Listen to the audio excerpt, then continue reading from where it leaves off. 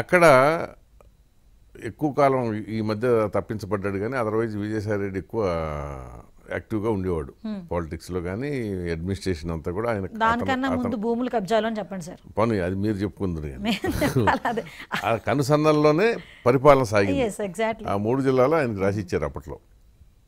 కానీ అతనంటే మీకు ఏదో ప్రత్యేక అభిమానం ఉందనుకుంటాం, మామూలుగా కాదు. ఒక రేంజ్లో ఆడుకుంటుంటారు విజయసాయి రెడ్డితో. రేంజ్లో ఆడుకోవడం అంటే ఏం లేదు సార్. అంటే ఒక ఎంపీ పొజిషన్, దట్టు పెద్దల సభ, రాజ్యసభ.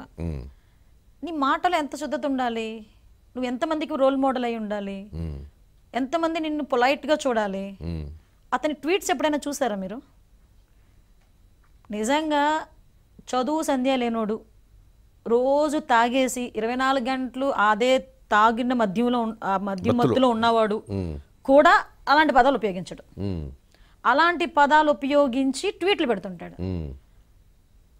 అది ఇంకా మాకెక్కడ గౌరవం ఉంటుంది అలాంటి మనుషులతోనే? అలాంటి వాళ్ళు మేము ఎక్కడ రాజకీయ నాయకుడు అని ఎందుకు ట్రీట్ చేయాలి? ఫస్ట్ విషయం. అతను ట్రిగర్ ఎప్పుడు పెడితే ఎలా పెడతాడంటే, అతని గురించి ఎవరైనా మాట్లాడారు అనుకోండి, వెంటనే ఇమీడియట్ గా వాళ్ళ మీద ఎంత వల్గర్ లాంగ్వేజ్ లో మాట్లాడాలో అంత వల్గర్ లాంగ్వేజ్ లో మాట్లాడతాడు. మీ మీద మాట్లాడాడు. ఒకసారి ట్వీట్స్ ఓపెన్ చేసి చూడండి. మరి కేసు పెట్టలేదా మీరు? ఎస్సీ ఎస్టీ కేసు సార్ ఒకటండి, ఎస్సీ అట్రాసిటీ కేసు పెట్టిన ఎవడండి తీసుకుంటాడు? నేను ప్రైవేట్ కేసు వేస్తాను సార్. ఏంటంటే ఇప్పుడు నేను వదిలిపెట్టను కాదు. మీరు ఇప్పుడు నిజంగా కనుక అతను మిమ్మల్ని వ్యక్తిగతంగా అవమానించి ఉంటే ఇట్ అట్రాక్ట్స్ యాక్ట్, అంతే కదా? అంతే. పోలీసు వాడు తీసుకోలేదనుకోండి, ప్రైవేట్ కేసు వేస్తాను. చెప్తా, ఆ పర్టికులర్ సెక్షన్కి చట్టానికి కేసు తీసుకోకపోవటం కూడా ఆఫీసర్కి నేరం అవుతుంది తర్వాత. అంతే, అది నేరమే అవుతుంది. సో ఇద్దరు ఇరుక్కుంటారు. అవును. సో మీరు కోర్టుకు వెళ్ళారనుకోండి, డిఎస్పీ ఈజ్ అకౌంటబుల్ దానికి. అవును. ఇప్పుడు దర్యాప్తు కూడా డిఎస్పీ పర్యవేక్షణలోనే జరగాలి.